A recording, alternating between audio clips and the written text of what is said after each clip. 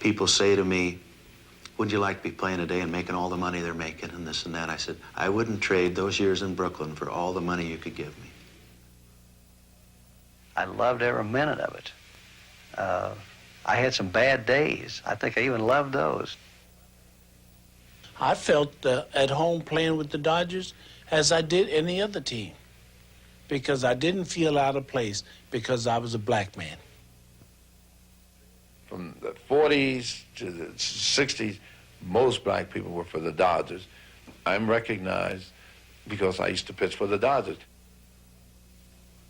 Hell, the uniform looked great. Everything looked great about it. That just was appealing to me. The Dodgers were appealing. We didn't look at ourselves as being touching anybody's lives or anything. We were just at work doing our job, you know. Even the fans in Brooklyn, you loved them. The people used to say, "Please call Win tomorrow. My husband gets mad. He won't eat. He won't do this." I don't know what made it so different from being with any other ball club, to tell you the truth. But it was.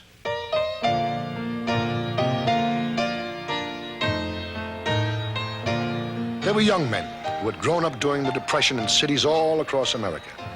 When they came together in Brooklyn, they were forced to grow up in a hurry, for they were all part of the Jackie Robinson Brooklyn Dodgers, the first and most thoroughly integrated team in Major League Baseball. Hate was a persistent threat, but they banded together and won pennants and World Series, and most of all, hearts. They were a neighborhood team that became a national issue, and their spirit leaped from the field into the grandstand and affected us all.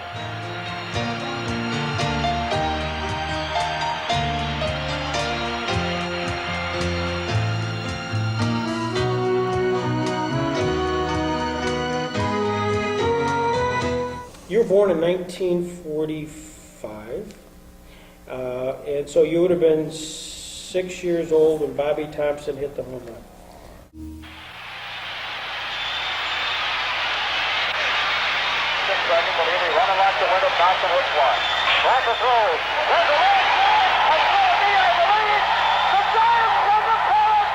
This was the shot heard round the world. In August, the Dodgers had been 13 games in front of the Giants, but Bobby Thompson's home run climaxed the greatest comeback of all time. The Giants went on to the World Series, and the Dodgers went home for a long winter. Do you remember that? You know, it's a good question. I'm not sure I remember it as much as I remember remembering it, which is that the reality is, A, you've seen it replayed many times. You've seen it dissected as to whether they stole the signals or didn't steal the signals. And the other thing about it is that if you think of it between 49 and 53, and you think of the Yankees between 49 and 53, the Yankees won 5 pennants between 49 and 53. The Dodgers missed winning 5 pennants between 49 and 53 by losing the last game of the 1950 season to the Philadelphia Phillies and losing in the bottom of the 9th, the last out, to the New York Giants in 51. So they came this close to replicating what the Yankees had done, 5 pennants in a row, which today would seem astounding, by 2 games over the course of, what, 154 times 5 is 770 games. Had they won 2 more games, they would have done it 5 years in a row. So I'm not sure what I remember or what I remember remembering. I do remember very, very clearly the 55 World Series. In 1955, the years of frustration finally ended.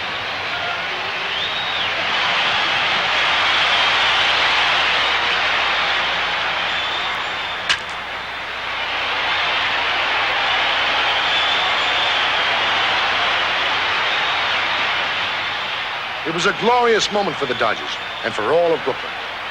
Good guys had finally won one. The bums were champions. We were all champions. In fact, I got a great kick out of it because 1955, they had already invented the transistor radio, and they had already invented the earpiece. And I remember sitting in class in school and hearing the end of the game and not being able to control myself, screaming out when the Dodgers finally won the World Series. And they said, you know, bums, New York Daily Mirror had a headline, "Bums No Longer," and all of Brooklyn at least stopped. But I later met the guy who invented the transistor radio, which is an interesting story in and of itself, and I told him how he almost got me thrown out of school. The guy's name was Arthur Stern, and he invented the transistor radio in the following way. Chairman of the board of General Electric used to go down in it couldn't happen today. Used to go down to the staff cafeteria and have lunch about once every couple of weeks and sit down at the table with young engineers. And he'd go up to them and he'd say, "What do you think we should be doing?" And get input from the ground up instead of the top down. And this guy was a young Holocaust survivor, spoke English with a heavy accent, a Hungarian Jew. And for some reason, he said, I think, and they had just invented transistors, he said, "I think we should make the transistor radio." A couple of weeks go by, and he gets a call from his boss's boss's boss, who said, "I just got a note from the chairman of the board that you are now to put together a team. You can choose anybody in the house. Put together a team to develop the transistor radio." He said, "You got to come up with a business plan and a budget." And he said, "And if you ever go over my head to the chairman of the board again, I'm going to kill you. You're going to have your office is going to be a small closet without a telephone and without a drop of light. And we'll sit you there 9 hours a day until you go crazy and quit." So within a year, they had invented the transistor radio, and he enjoyed the benefit of the patent for the transistor radio, which for many years was quite a lucrative patent. But what I said to him was that you got me into a lot of trouble because the nature of radios had shrunk, and then with the introduction of the earphone, we could listen to it instead of paying attention in class. Are you from Brooklyn? No, I grew up in Queens, but my father had his business in Brooklyn. My grandparents lived within, blocks of Ebbetsfield. And the world I grew up in was divided between Dodgers, Giants, and Yankees. The other thing about it, which was so important, and see, everybody pays attention to Jackie Robinson as the man who integrated baseball. But this was a period of time in which America in the post-war world was integrating in all sorts of ways. Women were coming into the workplace. You no longer had the, Gentiles only. And there's a great story about the relationship of Jackie Robinson and Roy Campanella. His name, Jackie Robinson. He could hit, bunt, run, steal. He burned with a dark fire and charged at ball games. But skills alone did not make Jackie Robinson the first black in the major leagues. Branch Rickey saw something extraordinary in this man's soul. Robinson bore the burden of a pioneer. He was hit by pitches, spiked, cursed at, banned from hotels. But he refused to be defeated by these obstacles. If anything, they made him stronger. Jackie Robinson and Roy Campanella were the two most gifted black ball players on the Dodgers, African-American ball players on the Dodgers. They hated each other. And you have to ask yourself, why did they hate each other? They hated each other because Roy Campanella had played in the Negro Leagues, and the year before he joined the Dodgers, he was making $1,400 a year, sometimes playing 3 games a day, traveling with lights underneath the bus and eating out of the back of restaurants because he couldn't get food in many of the places where they played. Next year he finds himself playing for the Brooklyn Dodgers. He's making $15,000 a year. He's getting $32 a day for spending money on food, which is probably the equivalent of about $250, $300 today. He's sleeping in first-class hotels. And there were two images of the people who had begun to integrate it. Roy Campanella said, keep your mouth shut. In order to get along, you have to go along. And he said, look, I could have been nothing, and then baseball is integrated. Why the hell should I rock the boat? There was then Jackie Robinson, who felt that you had to be twice as good, twice as smart, twice as tough, and take no prisoners. And you had to essentially fight for everything you got. For everybody who was breaking barriers, there was that choice to make.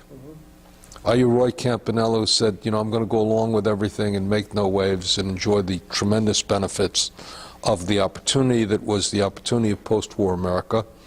Or were you going to be the Jackie Robinson, you know, and we Jews had learned, you know, you got to be twice as smart and work twice as hard in order to stay even, and don't, you know, and go ahead. And the prideful ones were the ones who didn't take the umbrage and didn't take the insults. So we grew up admiring Jackie Robinson and admiring precisely that drive. And this was New York, in which you were breaking barriers. People were beginning to understand the diversity, the variety of culture, and this is what it represented. Now, the Yankees were lily white. You know, they were one of the last teams to integrate. They only integrated with a fellow by the name of Elston Howard. Elston Howard was the equivalent of a wasp black. And the Yankees looked like they didn't break into a sweat. They were the guys for whom it came easily. And we were the children or grandchildren of immigrants for whom nothing came easily. We had to work hard for it. And consequently, we identified with the Dodgers. The Giants weren't bad, except they, you know, I would jokingly say they played in the wrong cathedral, they worshiped the wrong God. And to this day, the only word I can use about the Giants is the hated Giants.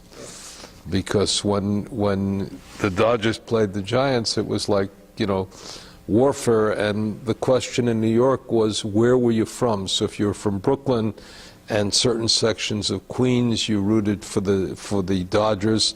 If you were from certain sections of Manhattan, you rooted for the Giants. If you were from other sections of Manhattan, the Bronx, you rooted for the Yankees. And the dividing line between Yankee and Red Sox was somewhere around Hartford, Connecticut. Meaning that, you know, if you're in this segment of Hartford, you rooted for the Red Sox. This segment of Hartford, you rooted for the Yankees. So much so that the only eulogy I've ever given, which began with a joke, was to a late uncle by marriage of mine by the name of Fran Siegel. Fran died before Bill Buckner made the era in the 1986 World Series. He had had a very serious heart condition. He knew he was dying. And the doctor said, you can't watch the game today. And he said, doctor, tell me something. Am I going to live any longer if I don't watch the game than if I do watch the game? You tell me I'm dying. Am I going to live a week longer or 2 weeks longer? The doctor said no. He says, so doctor, why are you telling me I can't watch the game? Well, P.S., he looks at this TV screen and he says to himself, I have now lived to see the Boston Red Sox world champions. Has a smile, he turns to the wall, he dies. So you had to know Fran and you had to appreciate his great love for the Red Sox. And what he did, what I then did is I got up at his funeral and said, it's a good thing that Fran died when he did, because if he had seen the Bill Buckner era, it would have killed him. And everybody, even those who were in deep mourning, laughed and understood that it was thoroughly appropriate to the man that he was. Right, right. thoroughly appropriate, and it would have, you know, he would have skipped a beat in his heart, and it would have killed him, and they all were bemoaning it. So baseball ran deep at that point, and ran intensely at that point. And the Dodgers, look, the Dodgers, when they left in '57, they broke my heart more than any woman ever broke my heart. Taking the death story a little bit further, you have written quite a few of the obituaries of the Brooklyn Dodgers. Yeah, I had a, you know, I had a deal with the Washington Post sports editor. I'm a Holocaust scholar. The last thing people expect from a Holocaust scholar is to appear on the sports pages. But when the Dodgers, when the various Dodgers died, I ended up writing obits on the Dodgers. And in fact, you know, you're holding The Boys of Summer. One of the greatest baseball books of all was The Boys of Summer. I can tell you exactly where I was when I read The Boys of Summer. I was leaving as a graduate student to go to a trip to Italy, and I picked the book up and read it on the plane, and I was about 20 pages finished, near finishing the book when we landed in Italy. I didn't look at Italy at all. I looked at the book, but it told the story of how all of these extraordinary men, great athletes, you know, were much more complex human beings than we made them out to be. So I wrote the obituary of Carl Furillo. The most consistent of these Dodgers was Carl Furillo from Stony Creek Mills, Pennsylvania. Furillo was a nerveless clutch hitter with an astonishing throwing arm. In one writer's phrase, he could throw a lamb chop past a wolf. Carl Furillo had a rifle arm in right field for the Dodgers. Carl Furillo was a guy whom we used to joke, the borough president of Brooklyn was Abe Stark, who was also a clothier. They had a wonderful sign at the bottom. If you hit, you know, his sign, you got a free suit. And we figured Furillo saved Abe Stark, you know, several dozen suits a year because he made the diving catches and then threw the guys out. But Furillo was an elevator man by the end of his career. He had done, had not done well in the post baseball career, and had really done quite poorly. Now you compare that, for example. You know, then I wrote an article and later the obituary of Duke Snider. Duke Snider. The Dodgers' graceful center fielder was Edwin Snider, who came from Compton, California. But the Brooklyn fans adopted him and rechristened him the Duke of Flatbush. Power was Duke Snider's game. With his picture swing, he hit 418 home runs and was voted into the Hall of Fame. Was a victim of Vietnam in a very peculiar way. He had a bowling alley right next to Camp Pendleton. Great bowling alley until the Vietnam War. And Camp Pendleton was the staging area in California for guys going off to war, and all of a sudden they didn't want to bowl. You know, they were headed over there, and it became quiet, so he ended up going bankrupt with his bowling alley, which he had put his baseball, what was then a fortune. I mean, the joke is Duke Snider made $42,000 a year, which is today the equivalent of about $420,000 a year, but still, you know, it was not the tens of millions of dollars. And Snider himself hit more home runs in the 1950s than any other ball player. So he ended up being a victim of Vietnam, also ended up being a beneficiary and then a victim of what later happened in baseball when all of a sudden autographs and memorabilia became such an incredible item. Duke was caught for not paying taxes on the signing of autographs and ended up having to pay a fine. Ended up being a broadcaster, died last year, and was, you know, a very great Dodger. But I jokingly in one of my books on the Dodgers said, you know, he grew avocados in California. Nobody knew what an avocado was. You know, New York was meat and potatoes and you know, and pasta and spaghetti and, you know, avocado. Who the hell ever heard of an avocado? We didn't know what it looked like until, you know, we came out to California and you began to eat all of the variety of things. I have a wonderful story about Pee Wee Reese. The captain and elder statesman of the post-war Dodgers was Harold Pee Wee Reese from Louisville, Kentucky. Pee Wee was a graceful shortstop, brilliant base runner, and an inspiration to his teammates, on the field and off the field. Pee Wee Reese was the Dodger shortstop, #1, also the great Dodger captain, and really quite a superb human being. He had heard that when the Dodgers signed Jackie Robinson, he had heard that Jackie Robinson was a shortstop. Turned out Jackie Robinson was not a shortstop, and he was absolutely livid about their hiring a shortstop. He was over in a war. They hire at that point they called it a Negro shortstop, and Reese himself was from Louisville, Kentucky, which was the borderline. Remember, Louisville and Kentucky was a slave state. Ohio was a free state. In fact, there's a museum to the Underground Railroad in Cincinnati, which is right across the Ohio River. And that's because if you got to Ohio, you were free. And finally he said, if that son of a bitch is going to take my job and he gets it, he deserves it. But I'm going to beat the hell out of him. I'm not going to let him take the job. And he was the one Southern guy who refused to sign the petition saying they wouldn't play with in those days, a Negro ball player. Long story short, we're going out to California in '97. My wife is working for Mitch McConnell. And I said to my wife, I need a favor from you. She said, we were newlyweds. She said, what can I do for you, my dear? A little bit different now, but that's a different story. So I said, go in to Senator McConnell and ask him if he knows Pee Wee Reese. And she said, and what then? I said, and get Pee Wee Reese to sign a baseball for me.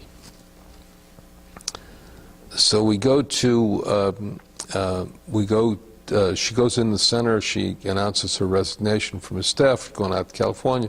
Said, I need a favor from you. He said, what can I do for you? I said, do you know Pee Wee Reese? He said, I know Pee Wee Reese. Pee Wee Reese, banker in Louisville, Kentucky. I'm a senator from Kentucky. He's a good friend of mine. She said, would you do something for my husband, which is, would you get him to sign a baseball for, so I got a baseball signed by Pee Wee Reese to join my baseball collection. And Pee Wee Reese, his son did a wonderful film on the Brooklyn Dodgers, because his son is a filmmaker, and he had all of the home films. Remember the 8mm films that we used to take as kids? Our kids would probably laugh at that, and our grandchildren would regard it as preposterous that, you know, you didn't have that in your pocket or in your iPad. But he had all the 8mm films of the Dodgers at play. I also did the obit of Roy Campanella. Catcher Roy Campanella was a jovial man from a section of Philadelphia called Nicetown. He had a squat body and the power of a sumo wrestler. Campanella hit more home runs than any catcher before him, won 3 National League Most Valuable Player awards, and was voted into the Hall of Fame. Who again had a much tougher life because Campanella was paralyzed after his accident. He never made it out to California as a ball player. He was paralyzed after his accident and then went through some very tough times, but always had this wonderful sense of banter and great sense of humor and joy at the whole thing. Campanella even faced paralysis with whatever measure of joy you could have. And the other thing about Campanella is the Dodgers treated him well. They kept him on and found jobs for him, and he was able to train catchers even though he himself could not move and the like. So I have a whole collection of these boys of summer who became men and ultimately died. Johnny Padres, for example, who won the 2 games in the 1955 World Series. And in fact, I just had a deep mistake of memory, which drove me absolutely batty, because one of the announcers said that number 45, that was the number 1 by Johnny Padres, and I remember Johnny Padres as number 21. And I said to my son, the announcer doesn't know a damn thing about the Dodgers. Johnny Padres was 21. Everybody knows Johnny Padres was 21. He goes on the internet. He says, Dad, you're wrong. It's 45. And we even had a cute thing, if you remember. Last month they threw out they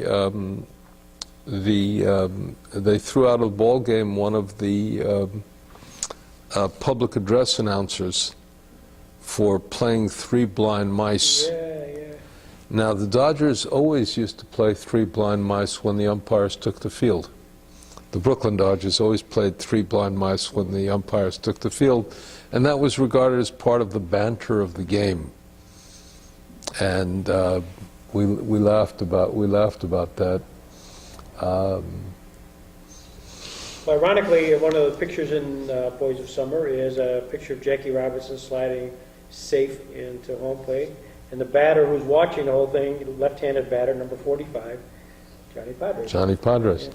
Now, you know the great story of the Dodgers about the famous picture, which is probably in that book, of Wee Reese putting his arm around Jackie Robinson. Yeah. Everybody always interpreted that as a, demonstration. There was tremendous pressure on Jackie Robinson. People were saying the most awful things. They come out to Cincinnati, and there is a threat on the life of Jackie Robinson. They say they're going to shoot that N-word and all of that stuff. They're not going to let him play there. And Wee Reese goes over, puts his arm around Jackie, and then says the following to him: Jackie, I'm not sure how good a shot the guy's going to be. So when you toss me the ball on a double play, get out of the way. I'm the father of a couple of kids. I don't really want to get shot. I don't mind putting my arm around you. I don't mind playing, playing ball with you, but, stay a little bit away from me today. Well, everybody's living with the tension of being, Jackie Robinson is smiling and laughing, relieving his tension. Wee Reese is smiling and laughing with his arm around Jackie, and this is what he's saying to him, which again is the comradeship that develops in sports. Meaning, they were able to laugh about it, which diffused a very deep and very tense situation. Billy Cox. What's he mean to you? Billy Cox is the glove. In other words, look, a third baseman is supposed to hit for power, and a third baseman is supposed to be a vacuum cleaner. Anything hit to the left side that he can get, he's got to pick up, and Billy Cox was the great third baseman. I'm not sure he was a great third baseman. He was a great fielding third baseman who saved a lot of runs and also made Wee Reese's legs last a lot longer, because he took a lot of stuff that Pee Wee would have otherwise had to make the deep backhanded play in deep shortstop and make a long throw all the way through. So Billy Cox represented that. Look, the Dodgers they just had a biography this week, came out. They had an article in the Wall Street Journal on a new biography of Gil Hodges. And Gil Hodges, again, I even spoke about Gil Hodges. I gave a sermon in synagogue last week or Saturday, And I said, and it was about 110 degrees in California. It was about 100 degrees in California. And I said I was tempted to do what the great priest had done in 1953, May of 1953, a priest in Brooklyn, in Gil Hodges' parish. Gil Hodges had been, I think, 0 for 21 in the World Series of '52 and was in a deep slump. So the priest got up and said, it's too hot for a sermon today, so do the following things. Don't do, don't do anything bad, don't sin, and pray for Gil Hodges. We need a couple of hits.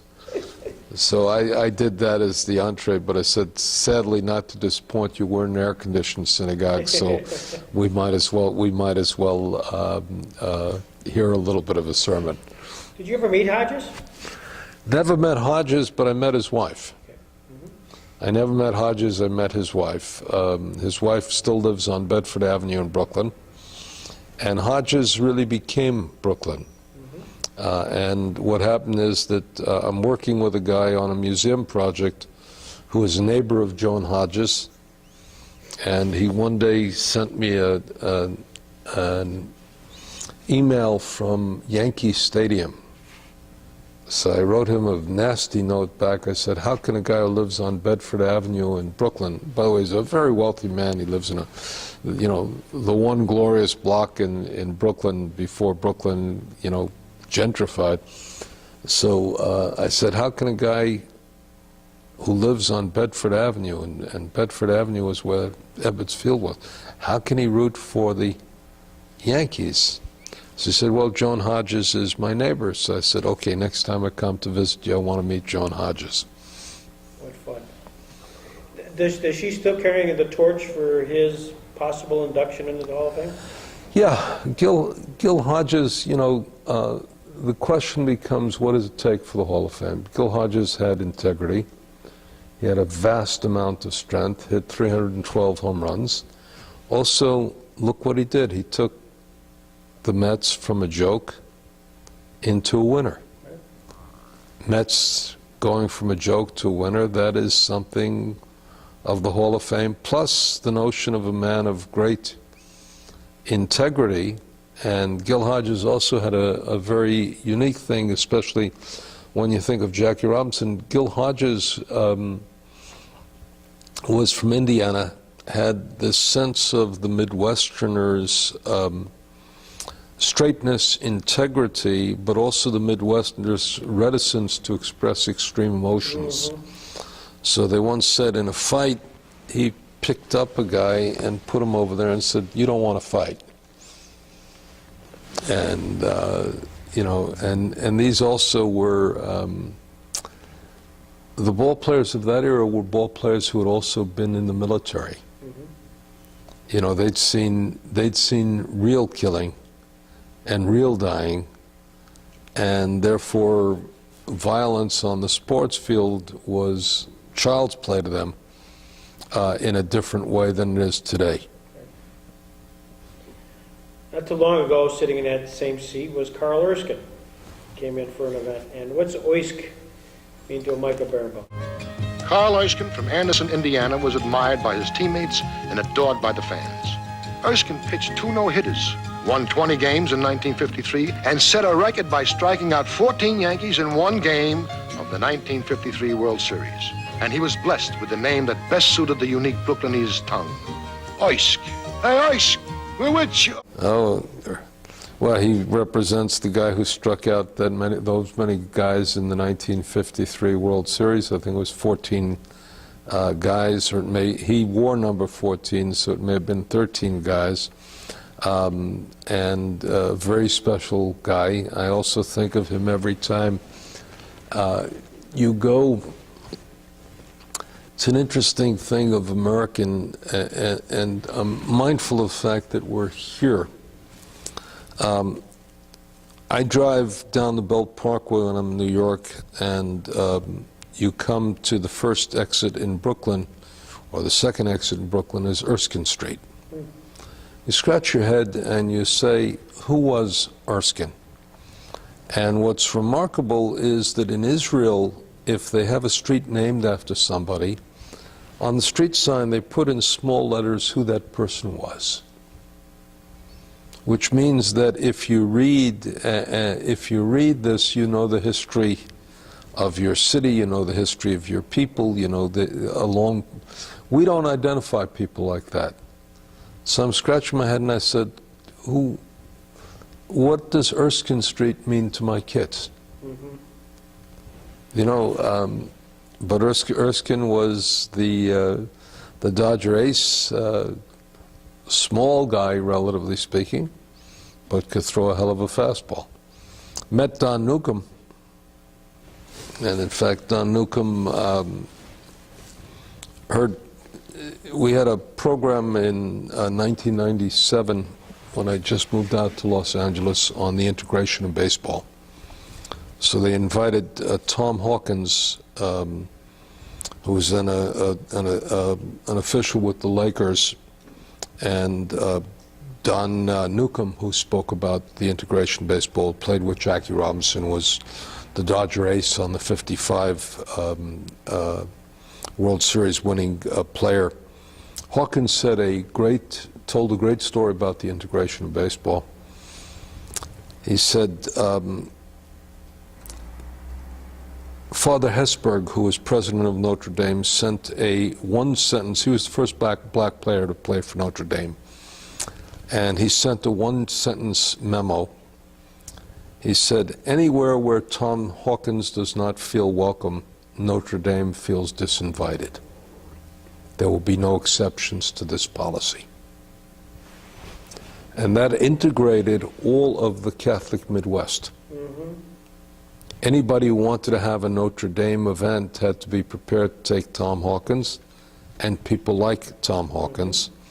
And it integrated in one memo, in one sentence, it integrated the entire Midwest and broke down loads of barriers. And Hawkins said that there was he said Hesburgh was true to his word. There was no negotiation on that. It never could be raised again, and he wouldn't consider it, and that was the rule for everybody. And Hesburgh was quite a man. Newcomb also signed a baseball for me. But the other thing about Newcomb is Newcomb then worked with summer camp for kids, and my son ended up going to summer camp at Dodger Stadium in Los Angeles. The idea that he played ball on the sacred field, I mean, doesn't get any better than that. Doesn't have to get any better than that. I mean, that was fantasy land. So he and Don Newcomb was one of the guys who came out. There are a bunch of guys who still hang out at the ballpark. Newcomb is community relations official with the Dodgers, and a bunch of guys come down every day and hang out at the ballpark. That's their life, and that's the way they do it. Did you get to know some of the other folks along those lines, like a Preacher Rowe, or did you write their obituaries? No, I did. You know, Preacher Rowe's great season with the Dodgers was in the early '50s. Preacher Rowe, a good-natured, good-humored country boy from the Ozarks, came to the Dodgers after pitching for the Cardinals and the Pirates. Between 1951 and 1953, Preacher Rowe won 44 games and lost just 8. But Preacher's accomplishments were overshadowed by his quirk, for he was a champion of that extra-legal pitch, the spitball. And I didn't really know Preacher Rowe. I mean, I knew him, I knew his record and the like. I probably rooted for him at that, but I didn't quite know him. I didn't quite know him in the same way as I knew the guys when I was 8, 9, and 10. And the Dodgers left when I was just about 12. Was Joe Black part of that world? In 1952, Joe Black, a 6'3", 220-pound relief pitcher, joined the Dodgers. In his rookie year, he won 15 games, saved another 15, and won a pennant for his team. It was the only successful season Black would have in the major leagues. Joe Black was part of that world. Joe Black also had the great season in '52. They were a little bit of an older generation on that. I remember, you know, the Dodgers traded and got Sal Magley. Now, Sal Magley was called the barber because he threw so close to your head that he could give you a haircut if your locks were in any way long. Now, the fact that the Dodgers got Sal Magley, for us it was like converting. It was betrayal. How could a guy go from the Giants, the hated Giants, to the Dodgers? You don't convert, you don't abandon your religion, you don't leave your tribe. You're faithful to you're faithful to your tribe. Magley, you know, the difference between Magley and Robinson is when the Dodgers traded Robinson to the Giants, he retired. Enough. Yep. I'm not going to those people. Magley played for the Dodgers. I couldn't even root for him when he was in Dodger uniform. He had been contaminated by playing for the hated Giants. Ironically, he's from Newton, Niagara Falls, just Yeah. and so had started his professional career in Jamestown. Really? Yeah, that's the Magley connection. You've written a lot about the Dodgers. Is there continued to be a curiosity in the ways of the Brooklyn Dodgers? Well, you know, I never would see the Dodger game until the O'Malleys sold the team. So I've written several pieces on that. One of the pieces was I went to Dodger Stadium on the in 1998 for the first time in Los Angeles. And I wrote a piece saying, I now know how an Orthodox Jew feels who goes to a Reformed synagogue.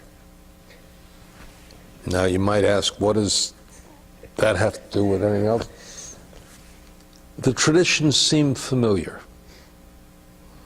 You look around you and you see grandfather and grandson, you see 3 generations, or granddaughter and grandmother, see 3 generations. It's now been, by 58 it was already 40 years. It's now been 40 years.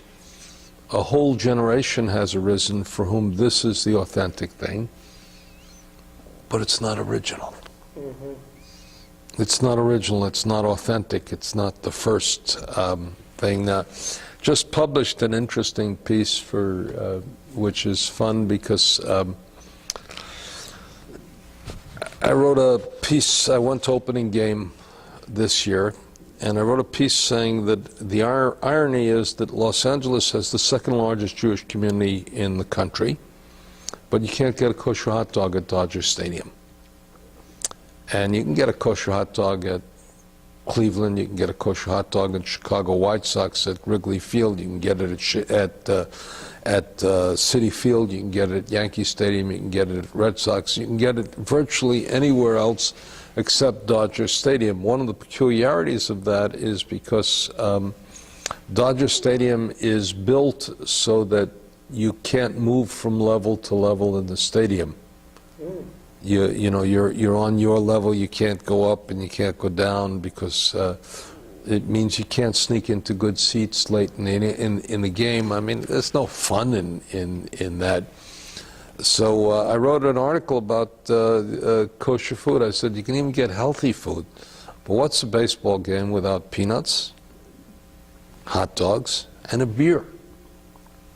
And I always laugh because when you build a baseball field, you have to recognize the great law of baseball, which is that men don't buy beer, they rent beer.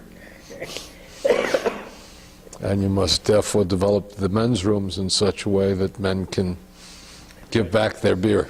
I love it. It's so true. Right, beer has the capacity of coming in and going out. Yeah, no question about it. Clem Labine, did your paths ever cross with his? Yeah, Clem Labine was the first of what you would call the relief specialists. when you look at the guy who goes in the ninth inning and whatever have you, he was the relief specialist for the Dodgers, number 41. From the bullpen came Clem Labine, a mercurial French-Canadian from Rhode Island. Labine had a flat-top crew cut and a wide breaking curve. He won just 77 games in his career, but he saved another 95 that other men had started. The other thing about Clem Labine is Clem Labine had a special needs son, which and there's a very interesting affinity. George Will, who's a baseball fan, had a very interesting piece on this. He has a Down syndrome son who works for the Washington Nationals. And he said it's remarkable how men, and he's speaking about men, who understand that their physical abilities have given them their life. You know, a baseball player